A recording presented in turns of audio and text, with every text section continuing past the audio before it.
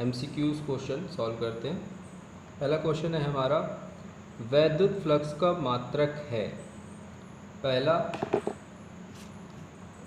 Newton into metre square पर coulomb, दूसरा option volt into metre, तीसरा kilogram into metre cube into second की power -3 into ampere की power -1, और D option है हमारा उपरोक्त सभी, यानी तीनों इसके वैद्युत फ्लक्स के मात्रक है।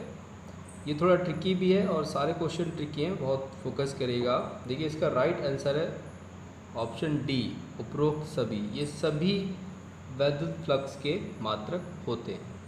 ठीक है, नेक्स्ट क्वेश्चन की तरफ चलते हैं। हमारा एक क्वेश्चन है हमारा कि क्वेश्चन नंबर 2 है कि एक बंद पृष्ठ के भीतर स्मॉल n विद्युत द्विध्रुव स्थित हैं। बंद पृष्ठ से निर्गत कुल वैद्युत फ्लक्स क्या होगा। देखिए इसमें आप लोग बहुत ध्यान देंगे, यहाँ पे वैद्युत द्विध्रुव दिया गया है और वैद्युत द्विध्रुव के बारे में आप जानते हैं ये बनता कैसे, एक प्लस चार्ज होता है और एक माइनस चार्ज होता है। जितना ये प्लस होगा उतना ही ये माइनस होता है। ठीक है, और इसकी बीच की डिस्टेंस फिक्स होती है 2a। इस कॉम्बिनेशन को हम लोग इलेक्ट्रिक डायपोल या वैद्युत द्विध्रुव के नाम से जानते हैं। एक पॉजिटिव होता है और एक नेगेटिव, फिर से सुन लीजिएगा, जितना ये पॉजिटिव होगा उतना ही ये नेगेटिव होता है। अब इस वैद्युत द्विध्रुव ये आपके पास n है, 1 2 3 4 n होते हैं, उस तरीके से आपके पास ये वैद्युत द्विध्रुव हैं और ये बंद पृष्ठ के अंदर स्थित है। इस तरीके से जो कोई मान लीजिए बंद पृष्ठ है और इसके अंदर बहुत सारे n जो हैं वो इसमें वैद्युत द्विध्रुव स्थित है। तो इस बंद पृष्ठ से निकलने वाला कुल वैद्युत फ्लक्स क्या होगा। देखिए अगर n हो इसके अंदर बंद, या सिर्फ 1 हो, 4 हो, 5 हो, 6 हो, सभी से एक बात क्लियर, आपको मैं एक का एग्जाम्पल लेके आपको समझाने की कोशिश करता हूँ। ये एक प्लस q चार्ज है और ये आपका एक माइनस q चार्ज है और ये आपका एक बंद पृष्ठ में स्थित है। सपोज कर लीजिए प्लस q और ये एक बंद पृष्ठ से स्थित है। तो इससे कितना फ्लक्स निकलेगा। देखिए सबसे पहले तो हमें ये देखना है कि आवेश यहाँ पे है कितना, टोटल चार्ज कितना है, क्योंकि ये जितना प्लस है उतना ही ये नेगेटिव है। अगर हम इसको एडिटिव लॉ लगाएंगे यानी योग का नियम लगाते हैं तो यहाँ पे आवेश की मात्रा जो निकल के आएगी वो 0 हो जाएगी। अगर सपोज करिए ये प्लस का 2 कूलम है और ये भी माइनस का 2 कूलम है, तो इसको ऐड करेंगे तो आंसर क्या आ जाएगा, आवेश 0 हो जाएगा। जब यहाँ पे अंदर आवेश 0 हो चुका है तो इसके बाहर कोई भी फ्लक्स नहीं जाएगा। 1 हो, 2 हो, 3 हो या बहुत सारे वैद्युत द्विध्रुव हो किसी बंद पृष्ठ के अंदर, तो उन सभी का जो कुल आवेश हो जाएगा वो 0 हो जाएगा यहाँ पर। इसकी वजह से इससे कोई भी आपका जो फ्लक्स है बाहर नहीं जाएगा। यानी हमको ये समझ में आता है कि अगर किसी वैद्युत द्विध्रुव को किसी बंद पृष्ठ के अंदर रख दिया जाता है तो उससे निकलने वाला वैद्युत फ्लक्स 0 होता है। ठीक है, बहुत ही सिंपल और ट्रिकी है, बस आप इसकी बात और क्वेश्चन की गहराई को आपको समझना होगा। नेक्स्ट क्वेश्चन की तरफ चलते हैं। नेक्स्ट क्वेश्चन हमसे ये कहा जा रहा है कि एक C धारिता के संधारित्र को Q आवेश देने पर जो संचित ऊर्जा होती है वो W होती है। यदि आवेश बढ़ाकर 2 गुना कर दिया जाए तो संचित ऊर्जा होगी। देखिए यहाँ पे ऊर्जा को हम लोग बेसिकली U में डिनोट करते हैं, लेकिन इन्होंने इस क्वेश्चन में ऊर्जा को W से डिनोट किया है। ठीक है, और एक रिलेशन होता है Q²/2C। अगर इन वैल्यूज़ को देखें तो इसके हिसाब से फार्मूला होता है Q²/2C। अब वो कह रहा है कि चार्ज अगर हम बढ़ा देंगे, चार्ज उसने कितना कर दिया 2Q, तो नया जो आपका जो संचित ऊर्जा होगी वो कितनी होगी 2Q² इसको अगर हम सॉल्व करते हैं तो ये हो जाएगा 4, 2 का स्क्वायर 4 होता है, Q²/2C। अगर Q²/2C को बहुत ध्यान से देखें तो ये हमें दिखता है W के बराबर और ये 4 हमारे पास एक्स्ट्रा आ गया। तो इसको अगर हम सॉल्व करेंगे तो आंसर हमें मिलेगा 4W। ये आपके बहुत ही सिंपल से फार्मूले से यूज़ हो रहा है। आप अगर रियल फार्मूला इसका देखना चाहें तो ये होता है 1/2Q²/C। ठीक है, सिंपल है लेकिन थोड़ा सा आपसे कैलकुलेशन कराएगा, लेकिन इसको आप बहुत ध्यान से करेंगे। नेक्स्ट क्वेश्चन है, समान पदार्थ के 2 घनों की भुजाएं A व 2A है, इनके प्रतिरोधों का अनुपात क्या होगा। देखिए बहुत सिंपल सी बात है, भुजा जो होती है वो लंबाई में प्रदर्शित की जाती है। एक भुजा आपकी L1 है और दूसरे की भुजा आपकी क्या है 2A है। अब प्रतिरोधों का अनुपात पूछा जा रहा है, तो सबसे पहले हमें ये देखना है कि लंबाई और प्रतिरोध में क्या संबंध होता है। तो देखते हैं हम लोग, लंबाई जो है वो प्रतिरोध के अनुक्रमानुपाती होती है, यानी प्रतिरोध लंबाई के अनुक्रमानुपाती होता है। जैसे जैसे लंबाई बढ़ेगी प्रतिरोध का मान भी बढ़ेगा। तो इस तरीके से अगर हम इसको अनुपात के फॉर्म में देखते हैं तो हम इसको ऐसे देखेंगे, R1 upon R2 is equal to L1 upon L2, इसकी वैल्यू रख देंगे तो A अपॉन 2A, A से कट जाएगा, ऊपर 1 बचेगा। तो इसको रेशियो फॉर्म में अगर लिखेंगे तो R1 ratio 2 R2 is equal to 1 ratio 2, ये आपका रेशियो निकल के आया, जो आपका ऑप्शन बी की तरफ जाता है, यानी option B is the right answer. Next question की तरफ चलते हैं। एक आवेशित कण के समान चाल से चलने पर उत्पन्न होता है। देखिए बहुत सिंपल बात है, अगर कोई आवेशित कण मान लीजिए जिस पर प्लस क्यू आवेश है, तो अगर ये रुका हुआ है, यानी अगर इसका वेग क्या है 0 है, तो याद रखिएगा अगर कोई स्थिर आवेश है तो उससे हमेशा इलेक्ट्रिक फील्ड बनता है, यानी वैद्युत क्षेत्र ही बनता है। अब ये जो आवेश है ये गति करने लगे v वेग से, समान हो या असमान, कांस्टेंट कर देते हैं। अगर ये v वेग से गति करने लगता है तो इसमें इलेक्ट्रिक फील्ड तब भी बनेगा, यानी वैद्युत क्षेत्र तो बनेगा ही बनेगा, साथ में चुंबकीय क्षेत्र और बनने लगता है।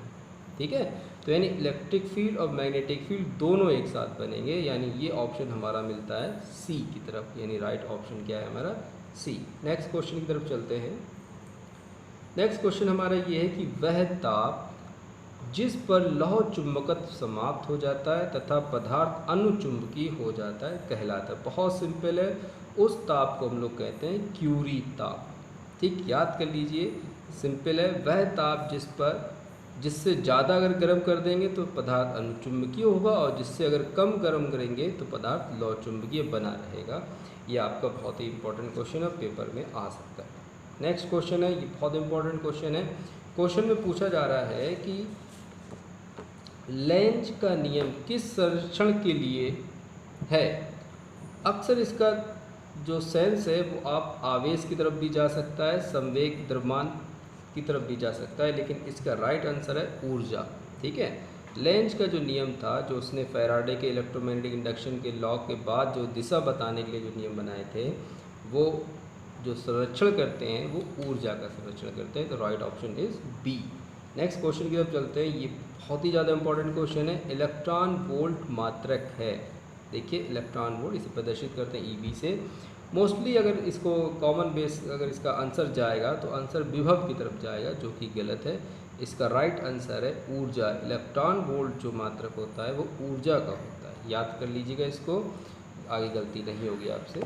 नेक्स्ट क्वेश्चन है हमारा कि फ्यूज़ का जो तार होता है इसमें क्या खास बात होती है। उच्च प्रतिरोधकता तथा निम्न गलनांक होता है, या निम्न प्रतिरोधकता तथा निम्न गलनांक होता है, या निम्न प्रतिरोधकता तथा उच्च गलनांक होता है, या उच्च प्रतिरोधकता तथा उच्च गलनांक होता है। ठीक है, देखिए इस फ्यूज़ का तार हम लोग पहले बहुत यूज़ किया करते थे घर में। फ्यूज़ में क्या होता है, उच्च प्रतिरोधकता होती थी, यानी अगर घर में हैवी वोल्टेज आता था तो जिसको रोक लेता था, लेकिन उसके अंदर निम्न गलनांक भी पाया जाता है, और ज़्यादा अगर वोल्टेज आता था तो तुरंत ब्रेक भी हो जाता था, जिससे घर के जितने अप्लायंस होते थे वो डैमेज होने से बच जाते थे। ठीक, तो ध्यान रखिएगा, फ्यूज का जो तार होता है उसमें उच्च प्रतिरोधकता होती है और निम्न गलनांक होता है, यानी राइट ऑप्शन आपका क्या है, ऑप्शन ए। इसको ज़रूर याद करिएगा, बहुत ज़्यादा इंपॉर्टेंट क्वेश्चन है। नेक्स्ट क्वेश्चन की तरफ चलते हैं।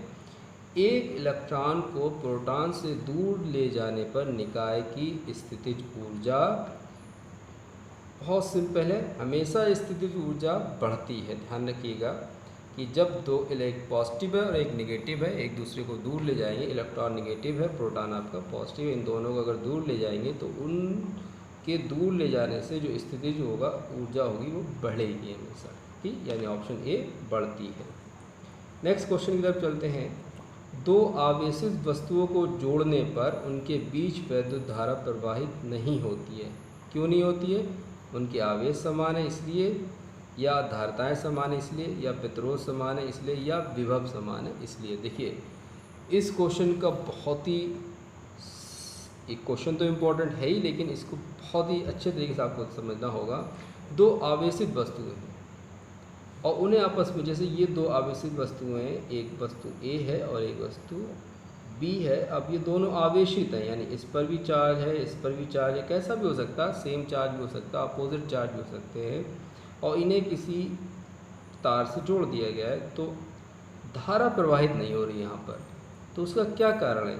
क्या यहाँ पे प्रतिरोध समान है? नहीं, ये भी कारण नहीं है। क्या इसकी धारण क्षमता समान है? ये भी कोई कारण नहीं होता। क्या दोनों में आवेश समान है? ये भी कोई कारण नहीं है। देखिए यहाँ पे अगर +2 है तो यहाँ पॉजिटिव नेगेटिव है, धारा बहेगी। लेकिन ऐसी क्या चीज़ है जो धारा नहीं बह रही? वो कारण है आपका विभव। यहाँ पे विभव समान है, ठीक है। याद रखिएगा, इसको हम थोड़ा दूसरे एग्जाम्पल से आपको समझा सकते हैं। जैसे मान लीजिए एक छोटा गिलास है और एक बड़ा गिलास है, दोनों ही गिलास में मात्रा तो कम ज़्यादा हो सकती है, लेकिन अगर टेम्परेचर, जैसे सपोज़ करिए एक ये बड़ा गिलास है और ये एक, इसमें यहाँ तक वाटर फिलअप है, और एक छोटा गिलास है, इसमें यहाँ तक वाटर फिलअप है, लेकिन दोनों में 10 डिग्री सेंटीग्रेड का वाटर डाला गया है। अब इन दोनों को अगर हम आपस में मिला भी दें तो क्या टेम्परेचर इंक्रीज़ होगा या डिक्रीज़ होगा? नहीं होगा, वो सेम रहेगा। क्यों? क्योंकि उसकी ये टेम्परेचर का वैल्यू दोनों समान है। इसी तरीके से इस क्वेश्चन में दोबारा से आते हैं। दो आवेशित वस्तुओं को जब जोड़ा जाता है तो उसमें धारा प्रवाहित नहीं होती। क्यों? क्योंकि उनका विभव समान होता है। आई होप आपको ये बात समझ में आ गई होगी।